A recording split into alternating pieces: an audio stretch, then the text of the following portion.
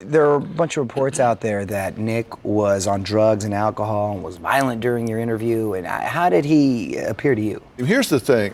I went to Atlanta with the anticipation of interviewing him.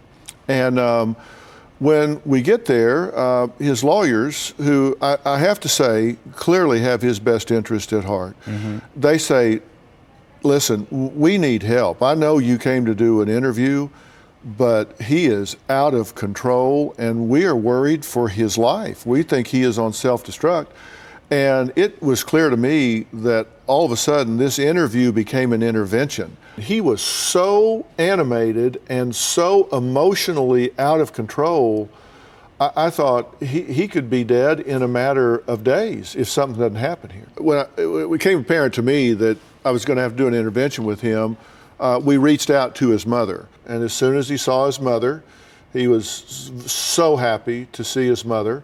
And he sat down and we started to talk, and every minute or two he would jump up and run out of the room, and he would grab his phone and turn on a Whitney song and start playing and start wailing and crying and throw his phone in the floor. I heard it got to the point, though, that he actually got physical and he was starting to punch some of your staff members. You know, he'd get up and run out of the room and just be knocking people out of the way, running out into the hall. I mean, he didn't like attack anybody. He was probably ran into not 2 people, probably 20 people. I mean, he just knocking people out of the way, running out of the room, down the hall. Sounds chaotic. It was total chaos. Then he would come back and sit down.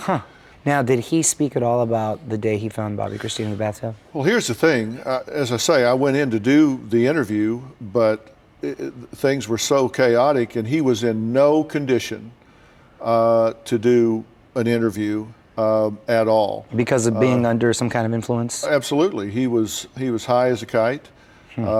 He said he was drinking, and he mentioned Xanax. And he talks about he feels very strongly that he has a tremendous sense of guilt. He says, I feel like I let Whitney down. I feel like I've let Chrissy down.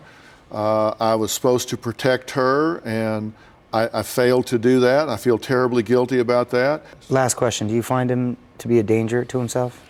Clearly. I felt like if we did not get him into a structured and supervised environment, I felt like his life was in danger the very day I was speaking to him.